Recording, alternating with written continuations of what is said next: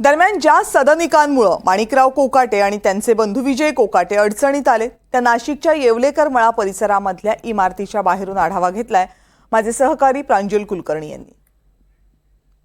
राष्ट्रवादी नेते यासोबतच कृषी मंत्री माणिकराव कोकाटे हे आज अडचणीत सापडल्याचं बघायला मिळालंय आणि त्यामागे कारण ठरलंय ते म्हणजे नाशिकच्या येवलेकर मळा परिसरात असलेल्या याच निर्माण व्ह्यू इमारतीमधील सदनिका 1995 साली म्हणजे शिवसेना भाजपचं सरकार असताना मुख्यमंत्र्यांच्या 10% कोट्यातून कोकाटे आणि त्यांच्या बंधूंनी सदनिका या घेतलेल्या होत्या।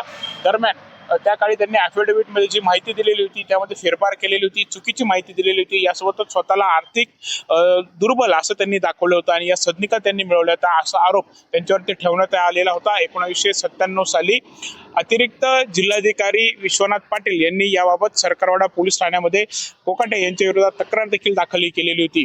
दरम्यान तेव्हापासून हा सर्व खटला जो आहे तो सुरू होता आणि आज तब्बल 27 वर्षांनंतर याबाबतचा निकाल हा आलेला आहे। न्यायालयामध्ये स्वतः माणिकराव कोकाटे हे देखील उपस्थित होते आणि कोकाटे यासह त्यांच्या बंधूंना 2 वर्ष कारावास आणि 50,000चा दंड जो आहे तो ठोठावण्यात आलेला होता। दरम्यान त्यांना याबाबत जामीन जरी मिळाला असला तरी मात्र आता त्यांची अडचण ही कुठेतरी वाढलेली आहे। कोकाटे यांनी म्हटलेले आहेत की सर्व राजकीय द्वेषापोटी तेव्हा घडलेलं होतं आणि आता मी याबाबत पुढे अपील देखील करणार आहेत, न्याय देखील मागणार आहेत असं त्यांनी म्हटलेलं आहे। मात्र एकंदरीतच आज कोकाटे हे अडचणीत सापडल्याचं दिसून येत आहेत। आता पुढे ते अपील मागणार आहेत, त्या पुढच्या न्यायालयामध्ये नक्की काय निकाल येतोय, पुढे काय घडामोडी घडत आहेत हे पाहणं महत्त्वाचं ठरणार आहे। कॅमेरामन विकी पवार सह प्रांजल कुलकर्णी, NDTV मराठी, नाशिक।